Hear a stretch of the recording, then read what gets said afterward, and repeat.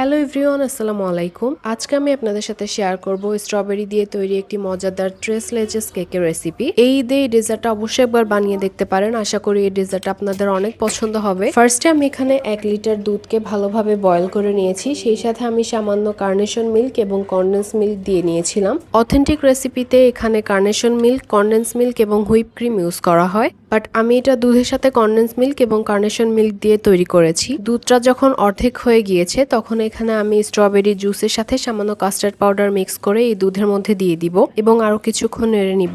এরপর আমি একটি স্ট্রবেরি স্পঞ্জ কেক রেডি করেছিলাম, সেটা ফার্স্টে আমি বোলের মধ্যে রেখে দিয়েছি এবং এই দুধের মিক্সচারটি আমি এই কেকের উপর দিয়ে দিব। দুধটা যখন কেকের মধ্যে সোক হয়ে যাবে তখন আমি এটা ডিমোল্ড করে নিয়েছি এবং এর উপর আমি এখানে হুইপ ক্রিমের একটা লেয়ার দিচ্ছি এবং এটাও আমি কিছুক্ষণ সেট হওয়ার জন্য রেখে দিব। ফাইনালি কিছু ফ্রেশলি চপড স্ট্রবেরি আমি এখানে দিয়ে ডেকোরেশন করে নিয়েছি। এই দিয়ে এরকম একটা ডেজার্ট থাকলে সবাই আপনার প্রশংসা করতে বাধ্য হবে। সামান্য দুধের মিক্সচারটি আমি রেখে দিয়েছিলাম যখন কেকটা সার্ভ করা হবে তখন এর উপর দিয়ে ঢেলে দেওয়ার জন্য, এবং যখন এই ডেজার্টটি মুখে দেওয়া হবে তখন একদম ক্রিমের মতো এটা মুখের মধ্যে গলে যায়। তো আশা করি রেসিপিটা আপনারা অবশ্যই একবার ট্রাই করে দেখবেন।